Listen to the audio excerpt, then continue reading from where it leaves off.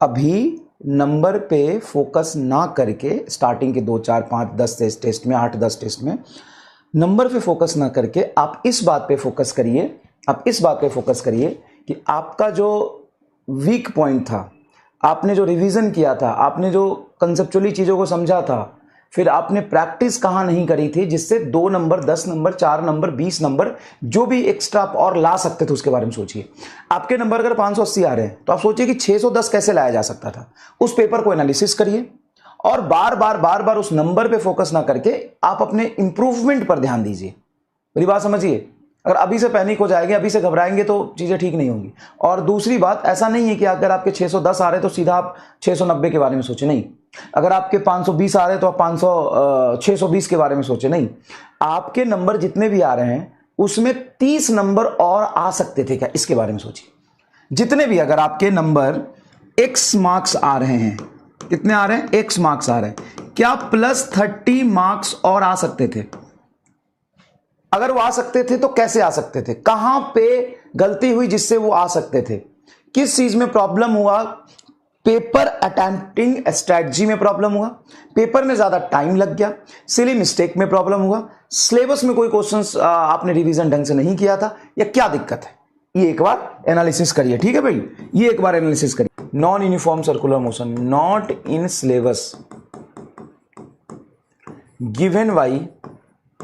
given by NTA for NEET, और updated NCERT में भी नहीं है ये। अपडेटेड NCERT में भी नहीं है। सर क्या?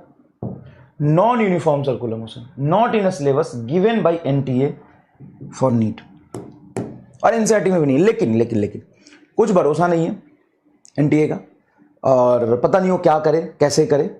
तो ये वाली चीजें हम कर लेंगे।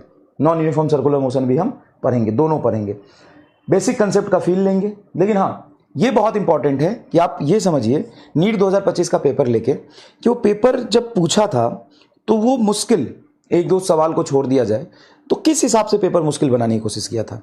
तो आप देखेंगे कि नीट 2025 का जो पेपर था वो मुश्किल बनाया था लैंग्वेज के बेसिस पे, वो मुश्किल बनाया था कैलकुलेशन के बेसिस पे, वो मुश्किल बनाया था, उसमें डेटा और यूनिट ऐसा रखा था जिसमें आपको फॉर्मूला मल्टी कंसेप्ट थे, 1, 2, 3, 4 सवाल। तो नीट 2025 का पेपर मुश्किल इसलिए नहीं था, इस सिलेबस के बाहर से क्वेश्चन दे दिया, 1-2 क्वेश्चन को छोड़ दे, तो आराम से सुनिएगा, 1-2 क्वेश्चन को छोड़ दे तो नीट 2025 का पेपर मुश्किल इसलिए नहीं था कि एनटीए ने जो सिलेबस दिया था उससे बाहर का सवाल पूछ लिया। वो मुश्किल इसलिए था लैंग्वेज वाले सवाल ज्यादा थे। समझिए इस बात को, आप लैंग्वेज वाले सवाल करने से डरते हैं, लैंग्वेज वाले सवाल ज्यादा थे। कैलकुलेशन लेंदी था और थोड़े से मल्टी कंसेप्ट क्वेश्चंस थे कि यहां से सवाल कुछ फिजिकल क्वांटिटी निकाल के दूसरी जगह पुट करना है, यहां से निकाल के तीसरी जगह पुट करना है। तो इन 3 चीजों को आपको मैनेज करना पड़ेगा। और हमें यह समझना है कि नीट का जो सिलेबस है और जिस हिसाब से चीजें नीट में पूछी जाती रही है वैसा ही आएगा, लेकिन हाँ कैलकुलेशन थोड़ी सी लेंदी, थोड़ा सा टफनेस पेपर का बढ़ाएगा, लैंग्वेज वाइज पेपर बढ़ाएगा।